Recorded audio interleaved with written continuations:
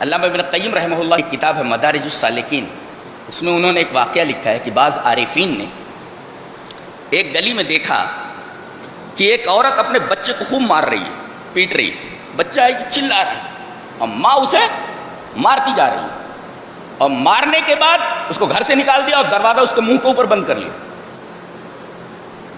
اب بچہ دیکھ رہا ہے کہ دروازہ بند ہے، تھوڑی دور جاتا ہے، غیر بعید تھوڑی دور جاتا ہے، متفکرن حزینن، بڑا فکر مند ہے اور بہت زیادہ غمزدہ ہے، بہت زیادہ غمگین ہے۔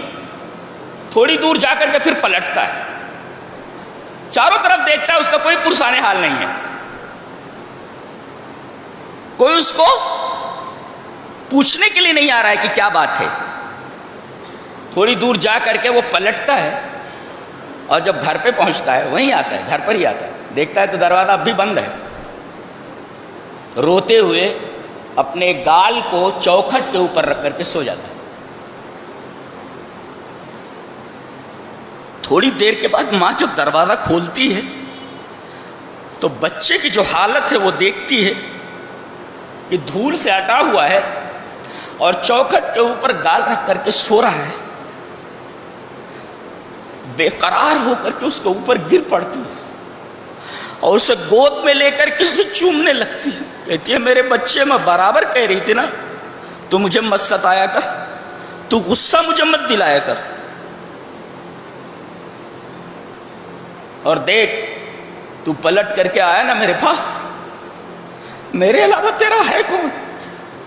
میں ہی تو تیری سب کچھ ہوں۔ اب بتاؤ، اگر بندہ گناہ کے راستے پر جا کر کے اگر واپس اللہ کے در پر پلٹ آتا ہے،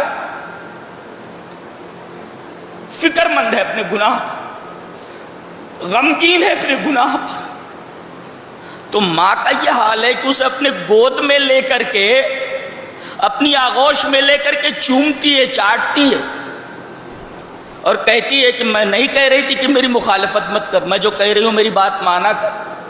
بتاؤ، اس ماں سے سینکڑوں گنا زیادہ اللہ تبارک و تعالی رحیم ہے۔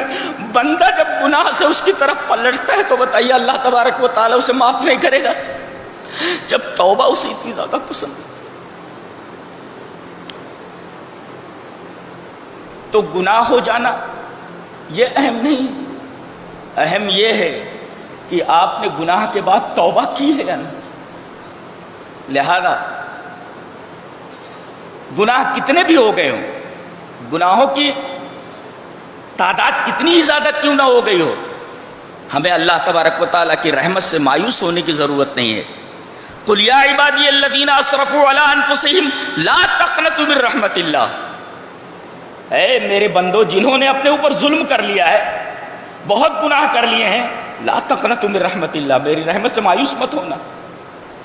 ان اللہ یغفر الذنوب جميعا، اللہ تبارک و تعالیٰ تمہارے تمام گناہوں کو معاف کر دے گا۔ انہ هو الغفور الرحیم، اس لیے کہ وہ غفور الرحیم ہے، وہ گناہ کو معاف نہیں کرے گا تو کون کرے گا؟ اللہ تبارک و تعالیٰ نے ایک جگہ ارشاد فرمایا ومن یغفر الذنوب الا اللہ، اللہ کے علاوہ گناہوں کو معاف کرنے والا کون؟ کیا شان ہے بات کرنے کی!